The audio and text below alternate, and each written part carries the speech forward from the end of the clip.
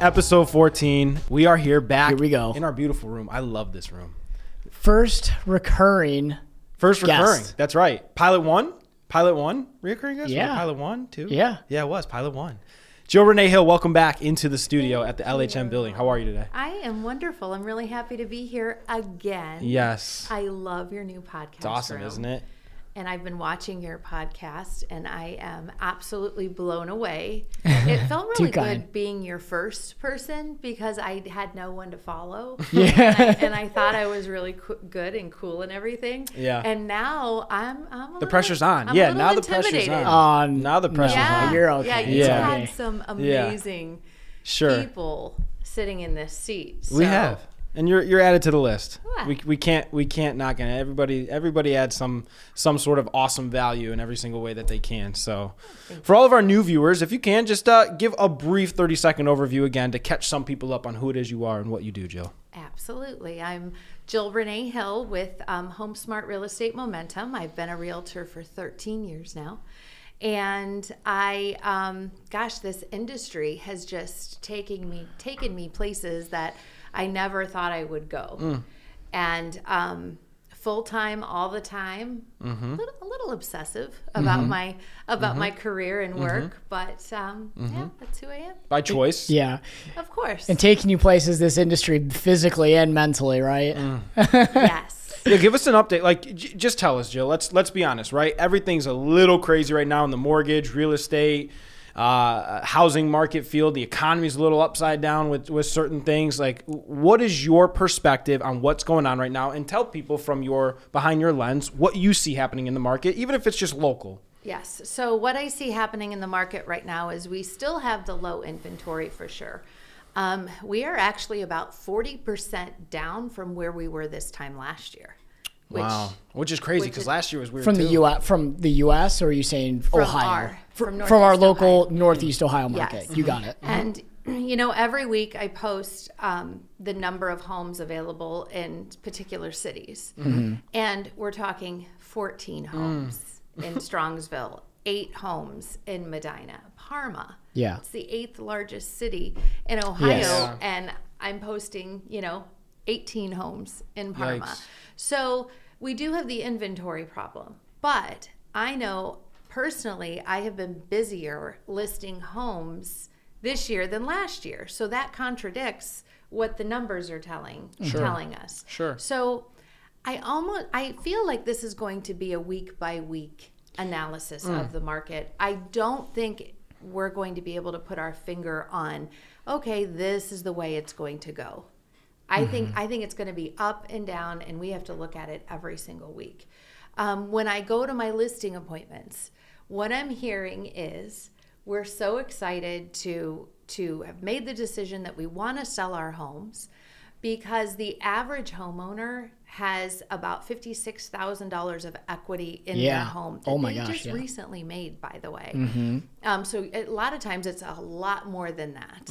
I have a couple in Medina that I sold a home to them 5 years ago in just a typical Medina development, first time home for them, about 1,800 square feet.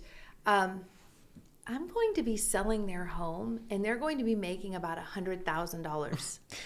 That's incredible. They're going for a to first-time net buy. That's about $100,000 when we sell their house. Yikes. But what is their biggest concern? What do you think their biggest concern is? I'm going to have to go $25,000 over the list price to buy a next home. Go spend it. Or just, the simple fact of just having to jump into this market as a buyer right now is an absolute nightmare. Where are we going to live? Yep. Where are we going to live and our 2 dogs? Yes. I know we can sell our house in 2 days. 2 seconds. And then it's, okay, so once we get the contract on our home, how long are we going to have before we have to move out? Yeah. So we have to be strategic now. And it's when I put their house on the market, it's saying, in the broker comments, seller needs time to find home of choice. Seller requests 2 weeks post-closing possession. You put it all out there at the beginning. So when those offers start rolling in, it's amazing how many buyers say, if you choose my offer, I'll give you more than 2 weeks. I'll give you a month, Mm-hmm. whatever their lending guidelines, of course, will allow them. And I also tell them to ask family. Ask family if you can move in with them for a few weeks, because we don't want to push our sellers to have to make a fast decision on the home that they're going to buy. But it all can work out. With great communication, it can all work out. So I am seeing people ready to sell. They're ready to sell.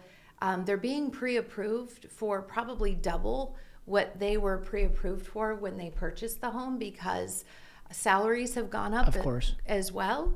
So it's all good news. It really is. I just think we need to work harder and we need to work smarter. And I just did a video for my website, and I said this is the year that we need to be comfortable with being uncomfortable. Sure. You're absolutely right. And it's crazy to think how many stories out there are like that. And we're not really going to be able to map that out, statistically until months later, right? Because that's just how it works, right? But I guarantee there are millions of other people that are in that same scenario, right? That they bought right pre-pandemic, their home appreciated, 20% over the last 2 years or whatever have you, and now they're just sitting on a ton of equity. That's what I love about real estate, because you're literally gaining more net worth by just paying principal on your mortgage. You can't do that. You can't do anything else with rent. Pay rent otherwise. Yeah. Exactly. Yeah. You know what I mean? So I hate that to say that it's such a big problem that we have because of the lack of inventory. When you have people that are just getting out of college and then maybe they live with family or rent for 1 or 2 years, now they're ready to buy a home. Well, now they're foregoing that appreciation by a few years because they can't find a house, When the average home buyer, the first-time home buyer, 20, 30 years ago was, we'll say 22, 23 years old. What is it now, like 30? Yeah, 30, 33. Exactly. So now you're taking 7 years away from that appreciation, away from that gaining more net worth at the same time of, hey, now I'm paying rent for 7 years. There's a net loss. You know what I mean? The biggest component of gaining actual net worth in the United States to become a millionaire, 401k, paying your home off, right? Now you're foregoing a long time to be able to actually go ahead and pay your principal down. Yeah. So I don't know. I think that's a huge problem we'll eventually have one day later on. But I don't know. I'm just curious how many people are like that right now, Yeah. And I'm seeing, and I'm sure you're seeing it. I have a buyer that her rent has increased to over $1,500 a month, and she says, I'm not doing this anymore. It increased almost $400 a month over the last year. So I think there's a lot of apartment dwellers that are saying now they're going to make that money work for them and buy a home. But to those buyers, I have to tell them, and I do tell them, we need to decrease your expectations a little bit. Find that starter home. Yeah, right now. Yeah, for the first one. Yes. Yeah, I agree. Yes, you really need to be okay with that starter home. Yeah. And not have visions of, the house with a half an acre and 4 bedrooms, 3.5 bath. If you can do a 3-bedroom, 1.5 bath bungalow, if we can get our hands on one of those, trust me, it's going to pay off in the end. But decrease our expectations a little bit. Do you see a lot of people trying to skip that first home and just go right for, the next home? Yes, because they're older. They're Exactly. older exactly. That's truly what they've been dreaming about. Everyone has different wants and needs. All right, dogs. Everyone has dogs. So the yard is a big topic of conversation right now. Absolutely. Yeah. They usually want the big yard for their dog. It's not kids anymore. No, you're right. Which you and I, we get that. All 3 of us get that. Oh, yeah, we all get it. I got 2 of them. We all get it. You got Beeline after the show, by the way. He's here today. Is he here? Yes. Yeah, we'll introduce you. So, Chris, remind our viewers again who it is we are and what we do. Hey guys, both Dominic and I are loan officers here at Liberty Home Mortgage. So if you or anyone you know is looking to purchase or refinance a home, please email us at the elevateclepodcast@gmail.com. Subject line, looking to purchase or refinance a home. Email's in the description.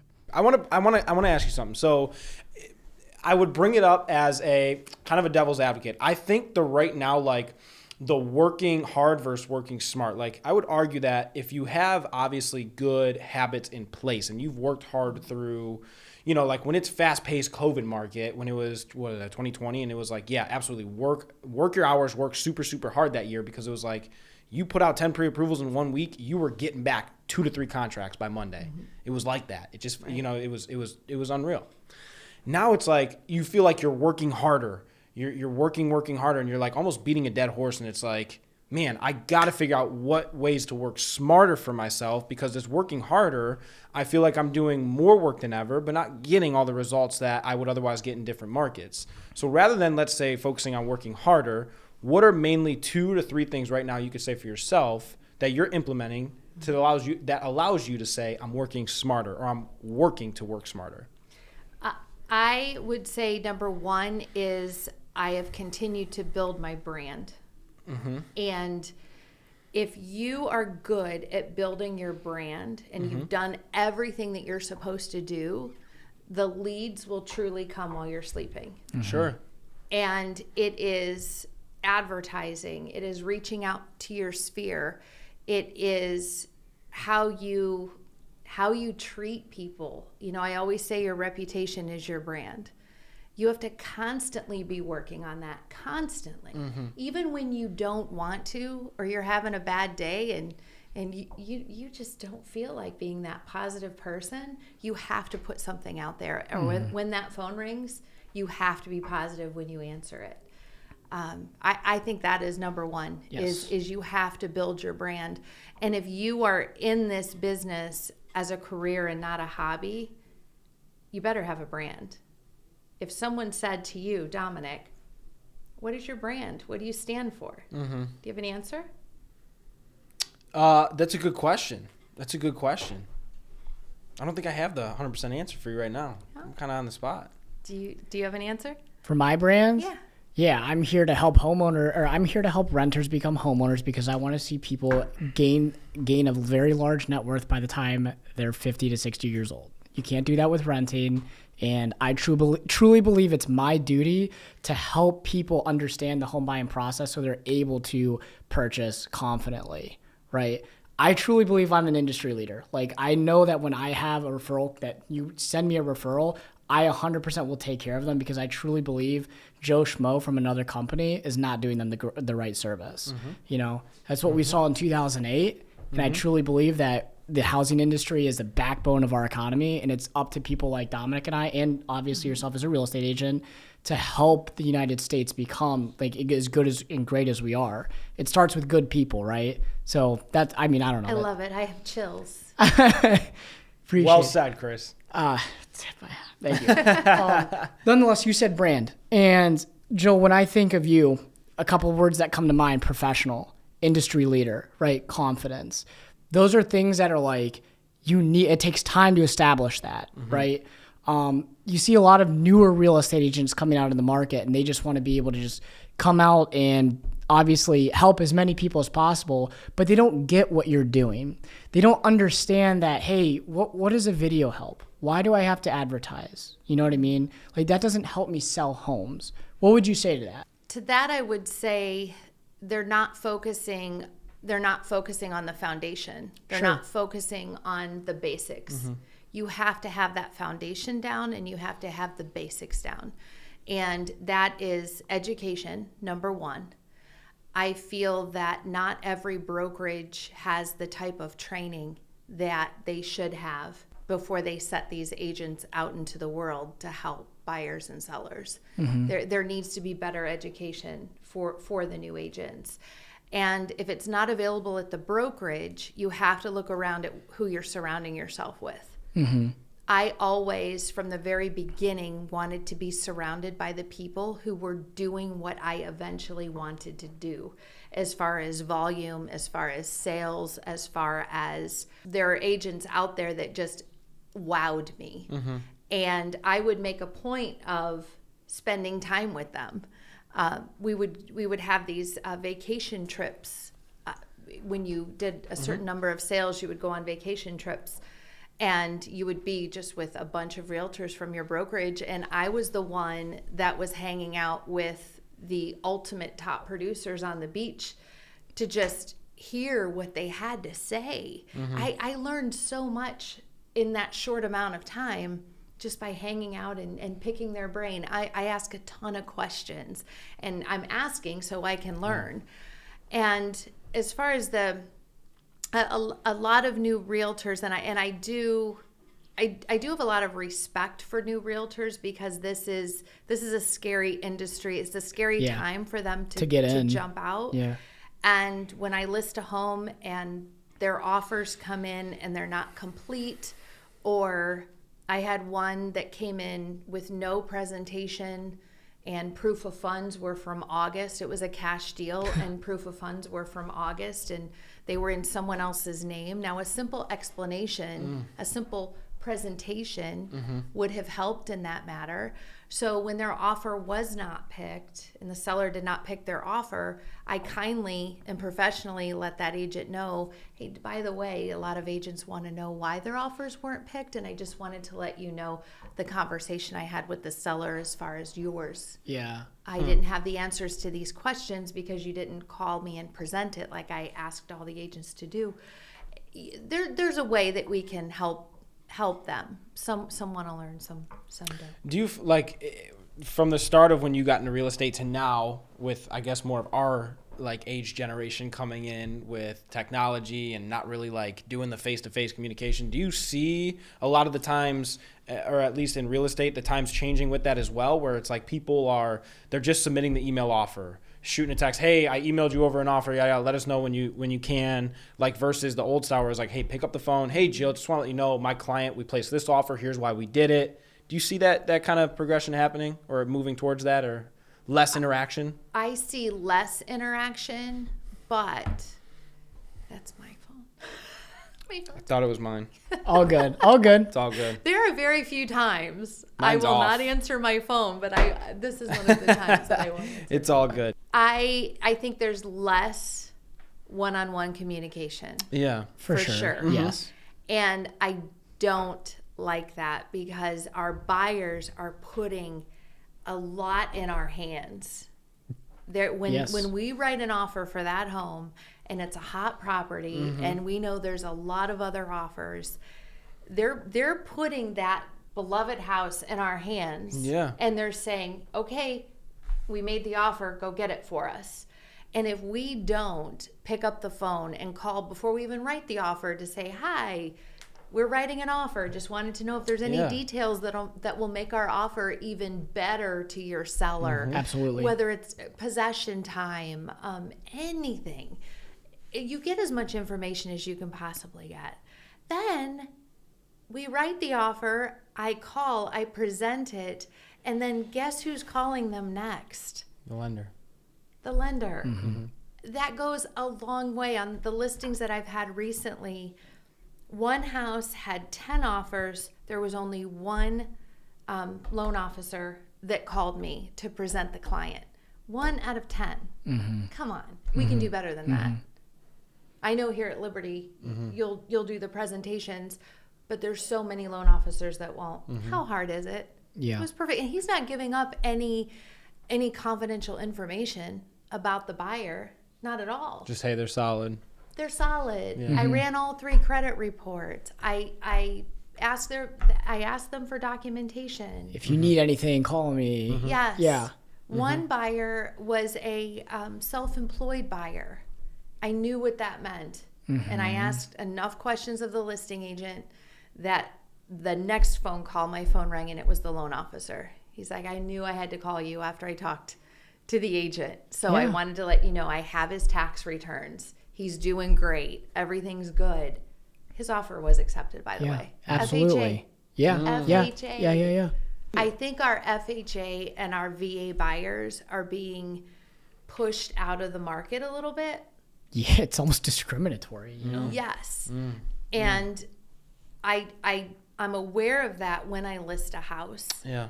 I look at the condition of the house, and even if the buyer doesn't want to do any repairs that are found, let's let the appraiser figure it out. I mean, we know the basics, right? We know health, safety, function. Right.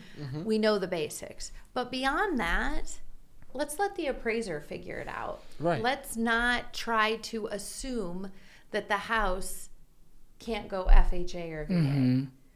And let's give them their best shot, because a cash or conventional offer isn't always the best offer. That's right. It's really not.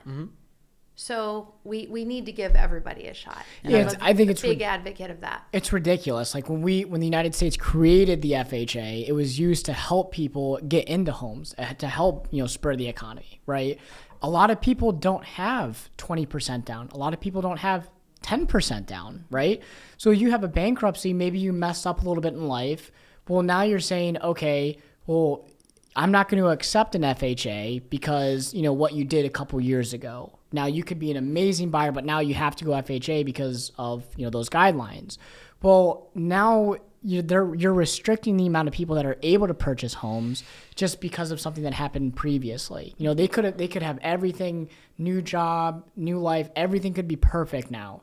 But because of something they previously did, you're denying them housing, right? And I don't think that's very fair, or VA. VA, obviously, people, they're protecting our country, right? Why are we denying first look, and you have 5 offers and one of them's VA, and you don't even want to look at it, right? That's discrimination. That's terrible. I think that's a huge problem we have in the United States, is just saying, oh, you know what, cash conventional, maybe FHA, VA, I'm not even going to look at it.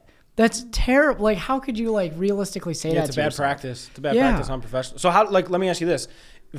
How do you determine, is the best offer to you just the highest number with the least amount of, you know what I'm saying? It's Absolutely people think not. it's just that. What helps you when you're sitting there and saying, okay, Mr. and Mrs. Seller, let's look at these. Yeah, good question. What helps determine what the best offer is? It's number one, the presentation of the offer. And I'm not looking for, they have 3 kids, 2 dogs, they absolutely love the house. I'm looking for whether they need to sell their house or not to buy. And if they do, is their house under contract, and is it solid, and have they gone through appraisal and inspection and all of that? I look for how much earnest money they're putting down. A lot of times I do it too. It's just in my head, a certain amount of earnest money to put down. Oh, this is what we always do. Well, if it's not enough for the sellers, I'll ask, they put $500 down earnest money. Can it be a little bit more?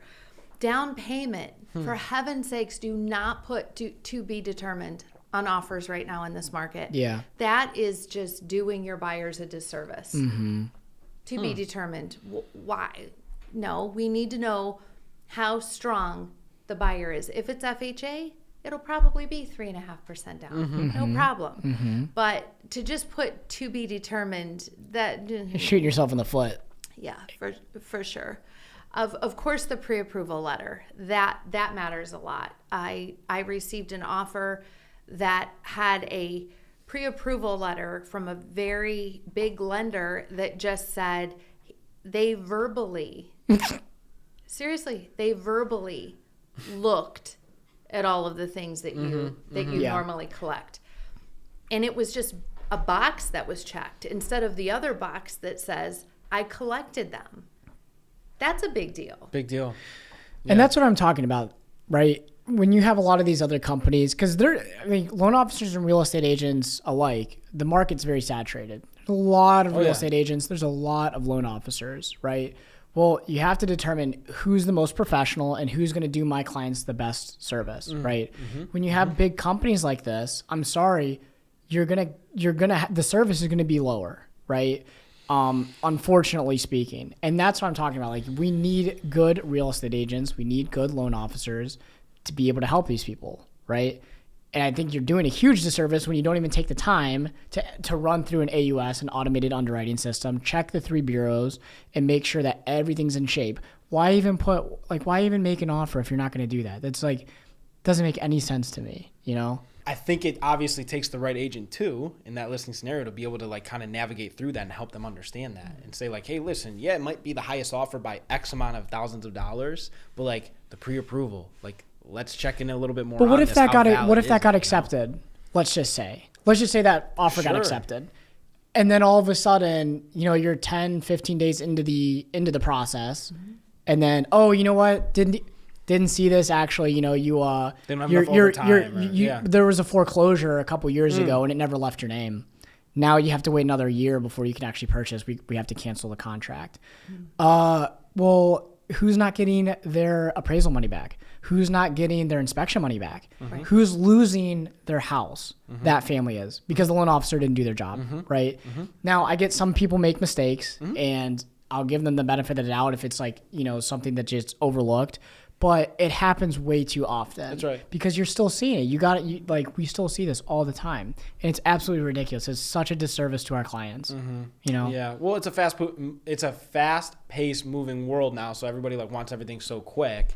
So it's, God forbid you ask about hey, yeah, all the numbers look good. Let's submit these documentation. These documents. Let's go ahead and pull the full credit, run everything through the AUS. Let's take a look at it. And then all of a sudden you call back and you're like, oh, hey, by the way, we didn't see this popped up. Can we have a document? They're like, why does the house matter from 10 years ago? Well, actually it does, because if it didn't leave your name until a little bit later, the bank took a while to sell it. That's an issue, right? So I think it's just people want to be quick. Oh, hey, I found this home. Let me click button, get mortgage. And go out there and look at the house right away. Oh, I like it. Let me put an offer on. Are you adding someone? No, I'm not at all. I'm kidding. It's a real process. You click button, you get a mortgage. I'm kidding. Yeah. I'm kidding. And then another thing that is a big deal is appraisal. Yes. People are doing price escalation clauses. I do them for my buyers. Yes.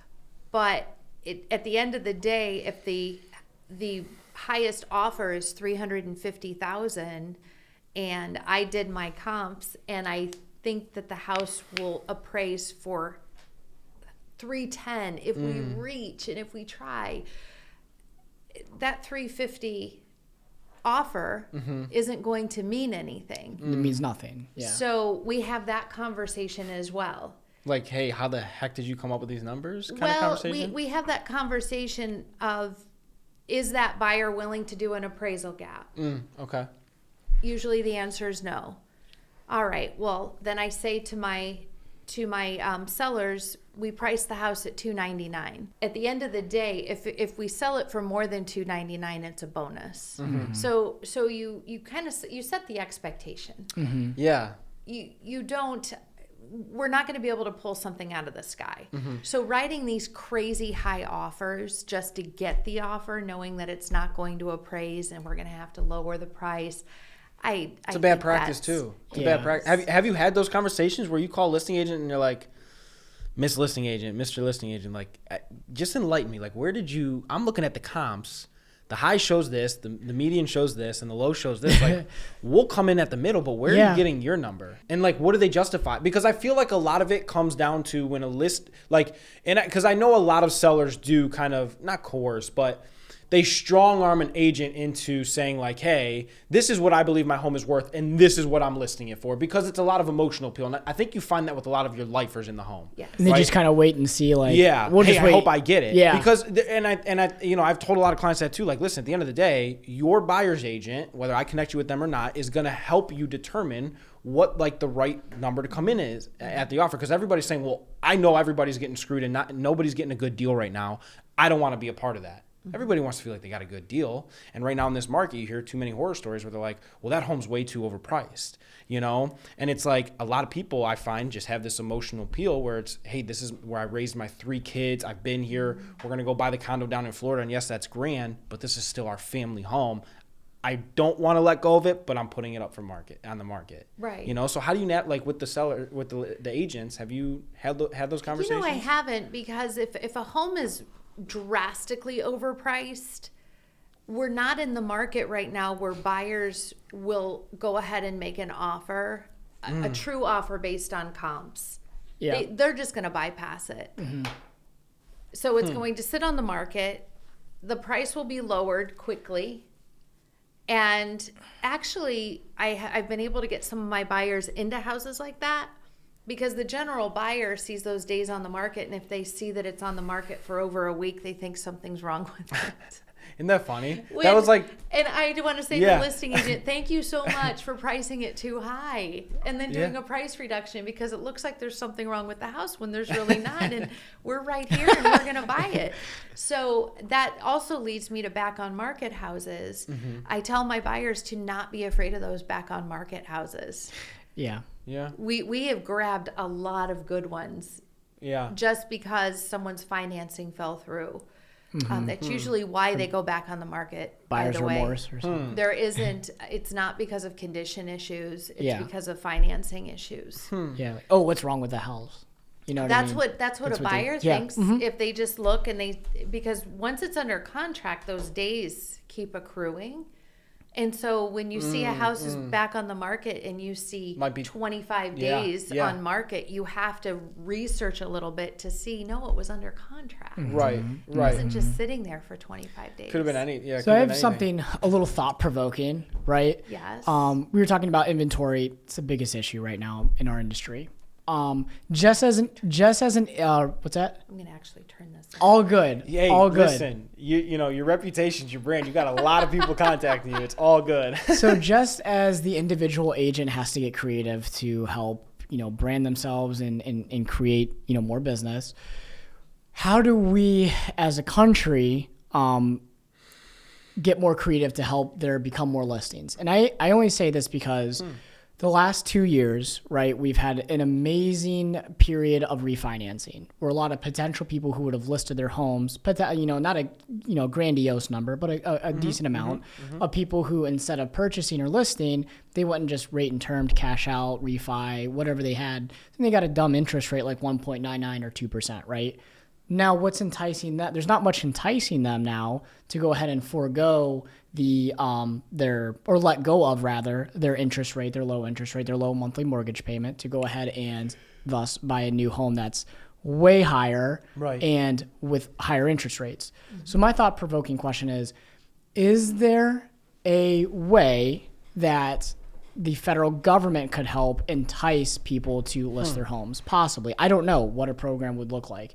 Is it a tax credit? Is it something that they're able to assist with closing costs? Is it something that they're able to help do where I just don't know. There's that. And then there's also, you have big companies like Zillow, BlackRock that are coming into the market and are buying single family homes, right, from people with cash, right? I don't think that's very good for our market either because, Main Street needs to buy homes. We, the average home buyer, that's what it's made for. So I don't know if that's also a thing that we could do to stop them. Hey, no, you can't do that. Like, you're not able to do that or no, you can't do that.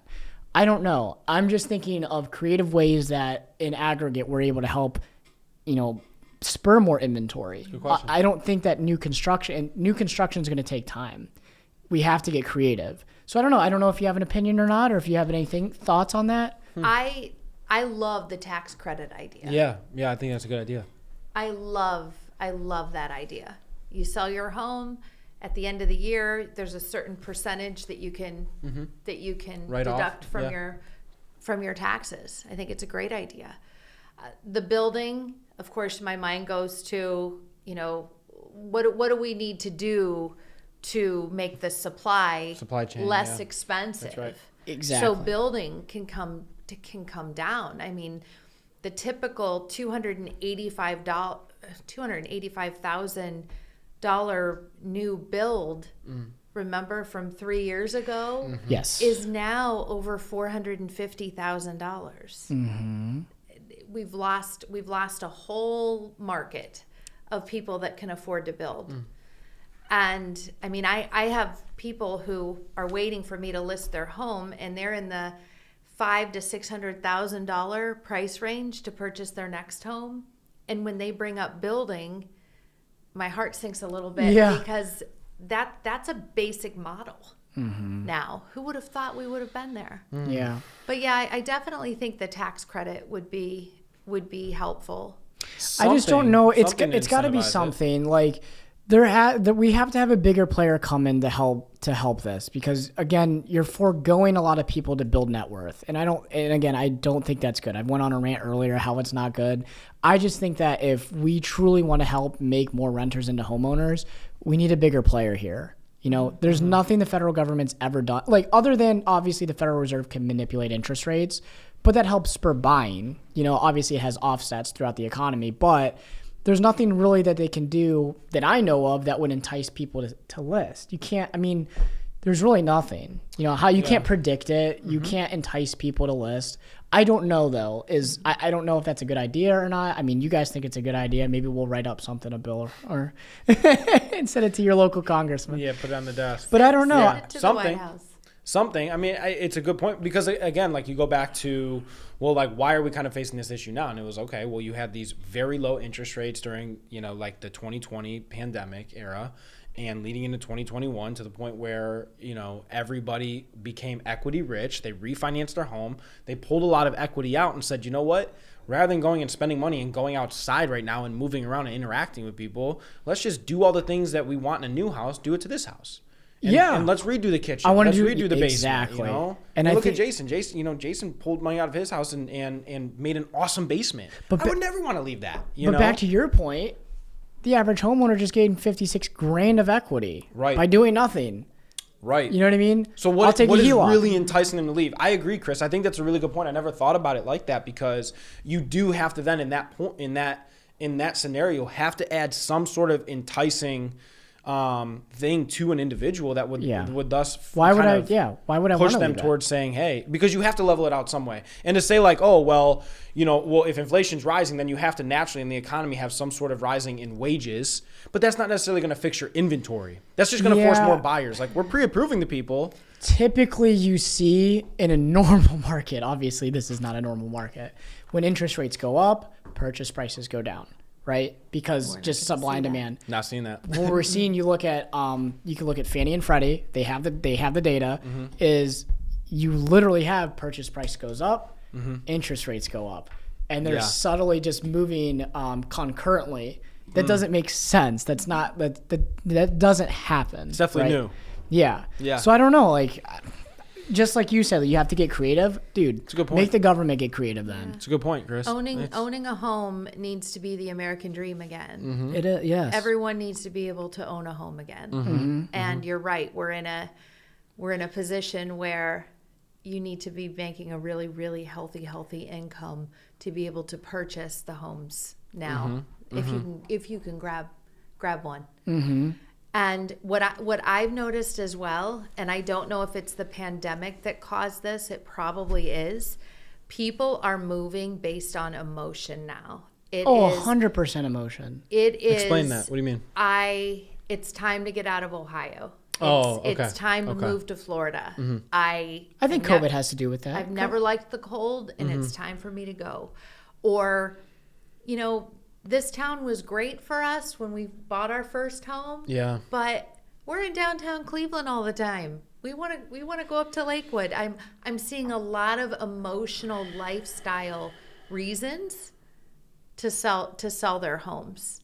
And I think the pandemic made all of us just really look at our lives and say, what's working, what's not working, what do I want to do? Yeah. What do I want to do? I'm done waiting. People are done waiting, and that's awesome. Yeah, I was gonna say it's a good thing. That's a wonderful thing. When we had Laura, Laura, we had her, exactly. Volpini, we had her on a couple weeks ago, and when she was talking about just like the work-life balance, and she's also a real estate agent. She said a lot of new lawyers want to be able to have the 45-hour work week and stuff. And a lot of them want to work from home. You know what I mean?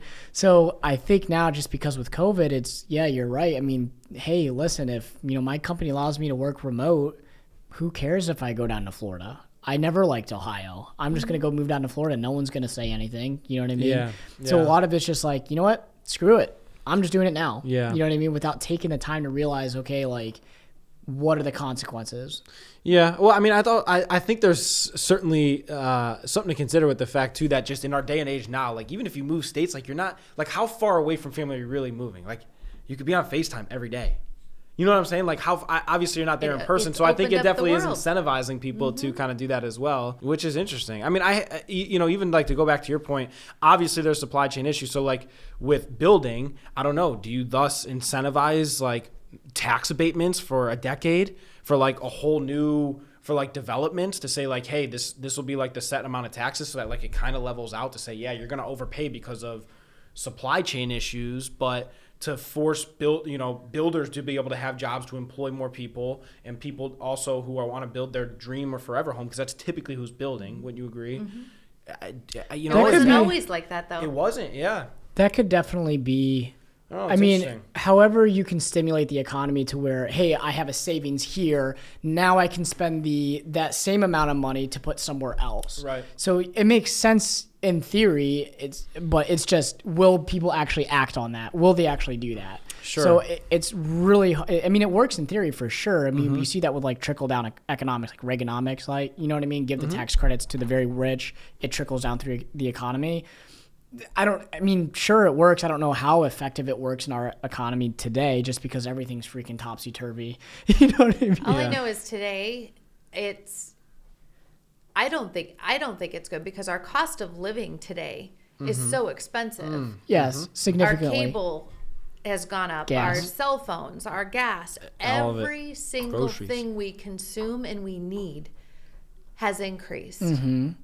And I know our salaries have increased as well, but it's certainly not equal. I don't think it's No. balanced. No, I don't not think at it's balanced. I think it definitely takes more time for that, and when inflation increases, how that transitory effect is on us as consumers. Because what, you're going to ride your bike to work? You know what I mean? Like, you have to buy gas. You have to buy food. There's no way around that. So you're forced to make those purchases even though you don't want to. And you know what's great, though, is even though that's what we're talking about, we can tell a buyer that's living in an apartment, you can actually buy a home and keep your payment the same, and start building some wealth and building some equity, even though times are tough for all of us financially with everything increasing. Yeah. I know that you have a no money down FHA, loan. yes. That's extraordinary. Yeah. So there's always some positive out there, but we need to get the word out, and with our branding and our marketing and our connections and our phone calls, you know, to get That's the right. word out that this is the one thing.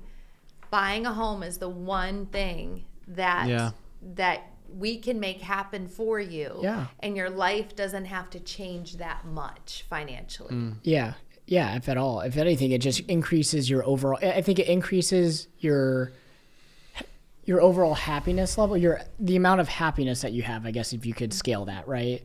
And I don't know, when you're happier, you're typically more productive. So typically, if you're more productive, you're making more money. Yeah. You know what I mean? Yes. So it's a simple equation. simple. Yes. I love it. Joe, what is your like perspective on the real estate industry as a whole, as far as the culture of it? Do you find that like now, because it is super saturated, like is it kind of like a dog eat dog world, or do you find a lot of like very good relationships of yours and like business relationships coming out of real estate where you feel like, hey, I'm calling a lot of listing agents or buyer's agents, and like we're all just working as a team. Everybody's trying to get it done. Like, do you find a lot of cohesiveness and collaboration, or is it more so like every man for themselves right now? Definitely, we are definitely working together. It's for sure. Are there agents out there that are kind of rogue agents that never answer their phone or call to present an offer? Sure. Yes, absolutely. Always will be. But I do think that there's great connections going on. And what I love about my industry is we can work together, and we can work professionally together while still representing our particular sides. You know, we're not giving up any confidential information, but we're all working towards the same goal and doing what's best for our clients. That's pretty cool when you think about it. Especially in this type of market, when you wouldn't think that.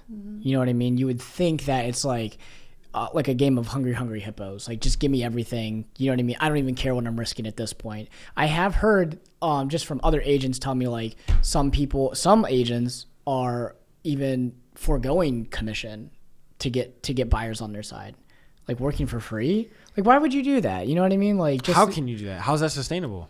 it's not. I don't think it is sustainable. You know? I don't know why. I don't know what the incentive is really. I've just heard the narrative before, like, oh my gosh, this is the second or third time I've lost a client because another person's doing it for way cheaper.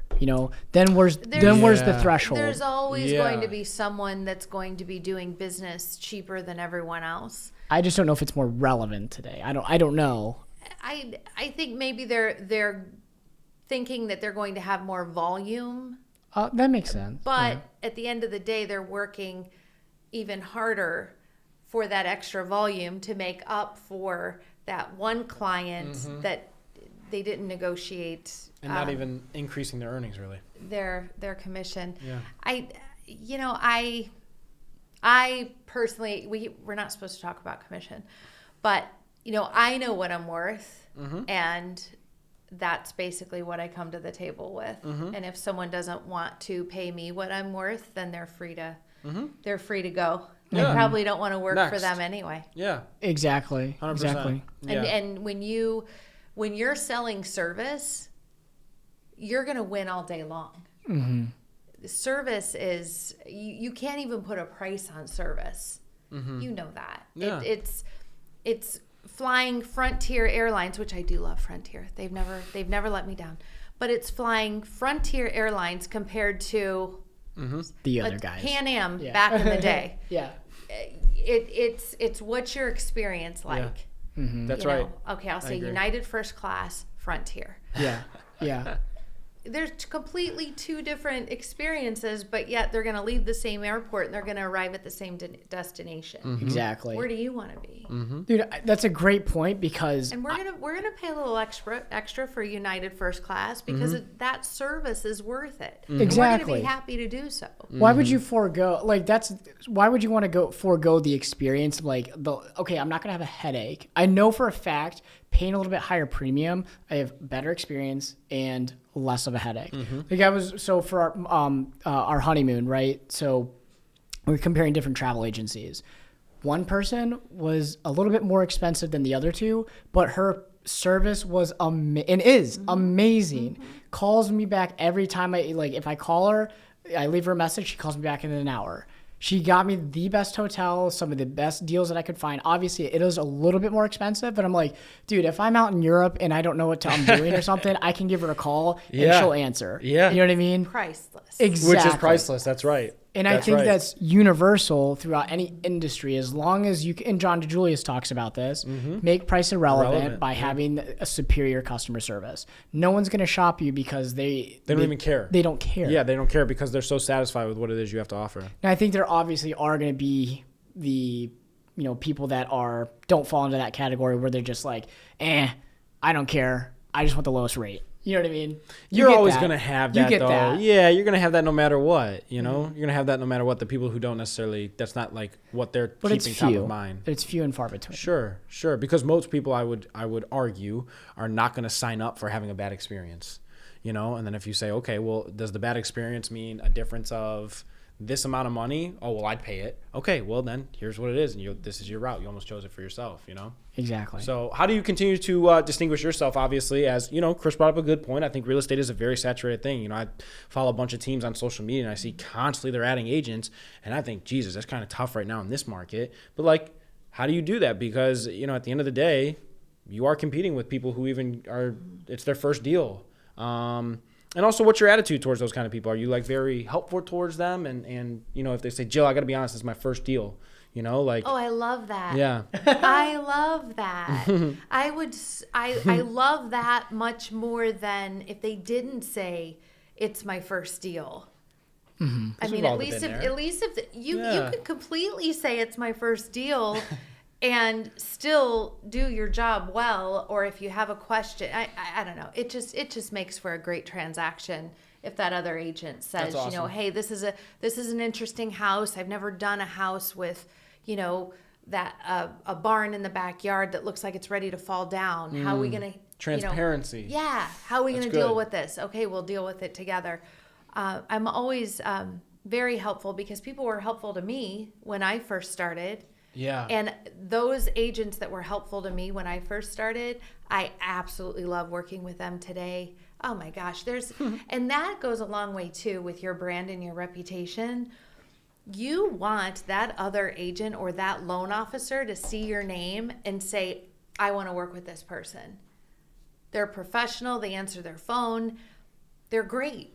That at the end of the day, that's what you want, because that will bring you more business. It will always bring you more business. And this is This is a long game, right? Is. I think that over time, just like how many agents probably entered the market, and obviously I was like in middle school in 2006 through 8, but like how many agents came into the market in that time frame and then 2 years later went out. You know what I mean? I think that overall you're just going to have the ups and downs, but it's a long game. And I think building your brand, you create longevity, and you can't be beat. You know what I mean?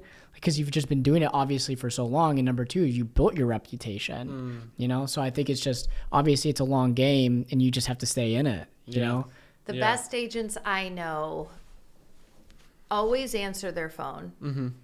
And even the agents that have the teams to where when they get the deal together, then they pass you off to their closing coordinator or whoever. There's still some agents and teams like that will still answer their phone and still be very personal with the deal, which I appreciate being an individual agent very, very much.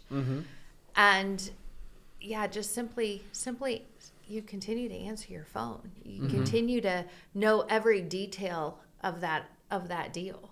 So then what are some of the frustrations if that's not the case, and what kind of urges you to kind of stick with the appeal of the way that you do things, which is being an independent agent that's involved in every single of your clients, every step of the way for your clients? I think on the real estate end, when you have too many people involved in the transaction, things get lost and things get missed. Yes. And it's never good when that happens. Never good when that happens. Buyers are showing up to houses to get their keys, and the seller's still there because the closing coordinator didn't send the That didn't message. happen. Yeah. So so the communication has to be on. Sure. It has to be on. Yeah. I think it's just, again, one of those invaluable things that a lot of people, especially when you're talking to like a realtor, and like, here's the thing, and I get it, like, it's like the wolves are attacking, a fresh, like, dead deer out there in the wild, because it's like, I mean, you have all these lenders calling, you have all these realtors calling, you have all these lenders calling, and it's like you're talking to so many people where it's just like, okay, let me just hyper focus on like the rate, or like what is your commission, or what do I have to pay you? And it's like, you don't understand that this is such an emotional and big purchase. It's not just going to the store and doing some grocery shopping. And even that's important. I think you got to pick your store right. Like you got to seriously like select the right individual for you, who you can absolutely vibe and work with, who's professional for you, because at the end of the day, it is in the 11th hour when because it all happens. Chris, we do this every day for people. My heart was pounding when I told Mike Colica, go ahead and send the offer. Do it. When I bought my house, I was like, oh my God, what is this feeling? Like, I shouldn't be feeling this. I love that you've done it. Yeah, it's right. So I imagine how somebody who has no idea what the hell's going on, or even like, damn, is Chris Doyle and Liberty Home Mortgage even a real entity? You know what I'm saying? Like, this guy just called me from Lending Tree. You got to make sure you have that right person there. And that's where I think price becomes irrelevant, is where we can convey that in those initial conversations and just be there. And not telling them everything we can do, but showing it. That's right. Build those relationships. It is so hard to disappoint someone who you feel you have a relationship with. And I always think of that when buyers are shopping realtors or loan officers. They don't shop title. So that's nice. That's nice that title doesn't have to worry about that. But when they shop realtors and loan officers, I always think about that. They're going to connect with that person that reached them, that touched them, that heard the dog barking in the background, and they say, oh, and the person's apologizing, and they say, oh, no problem. I'm a dog person. What kind of dog do you have?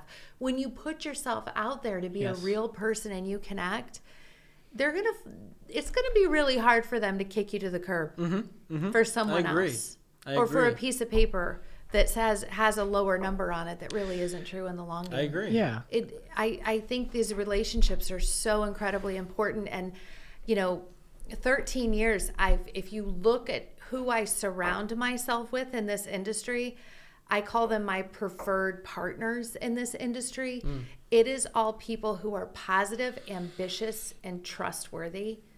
And my clients, when I refer them to these people, they know that they're going to get the same kind of service that they're getting with me.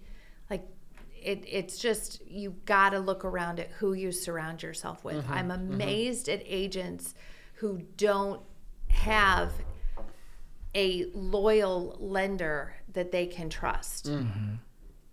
3 loyal lenders that they can trust. 3 title companies, because it's always supposed to be 3. I'm really, really shocked that agents are just like, the buyer just, they're just going to do, they're not going to have any direction. You have to go the extra mile. That's a good point. And you have to be the director of it all and to help them lead the way. I think and I don't think this is necessarily geared just toward real estate, but when you stop treating people as transactions and you just treat people as people, I think that goes outside. Like, okay, I don't have, like, if you're friendly just to everybody, like, good things will eventually happen. You don't have to be, mean and snobby all the time. You know what I mean?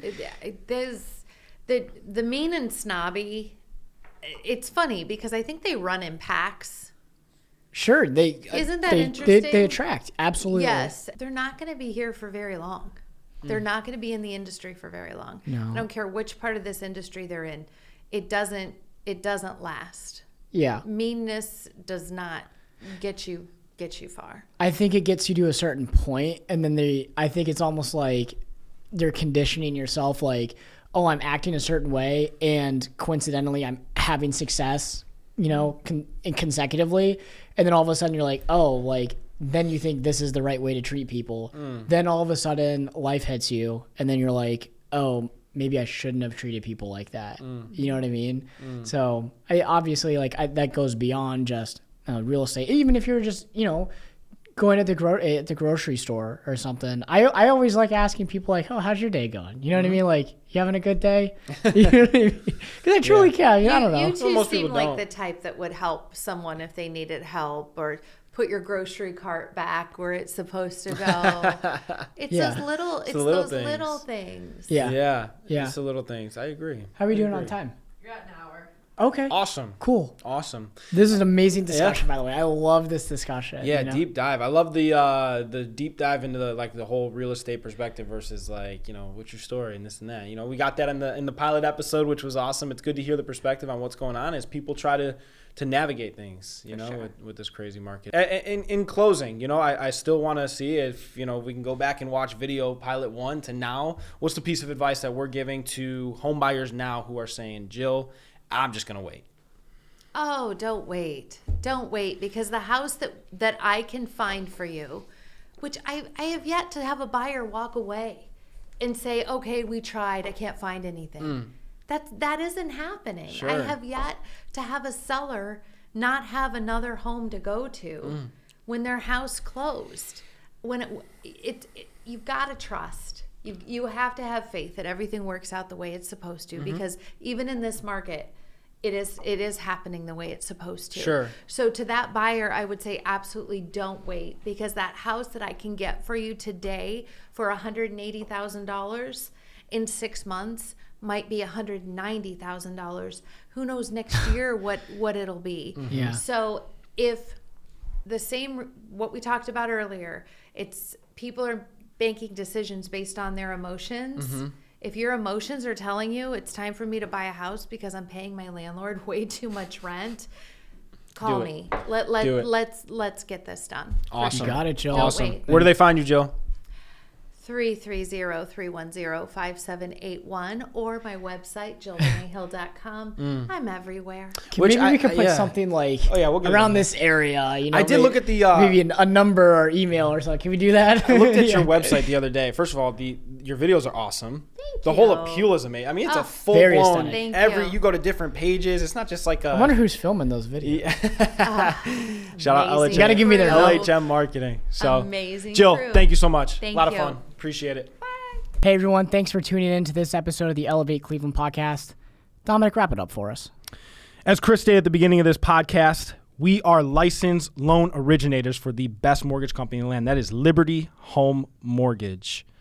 Guys, if you or anybody you know is looking to purchase or refinance a home, doesn't matter if you've done this 1, 10, or 100 times, call us, email us. The email is in the description below.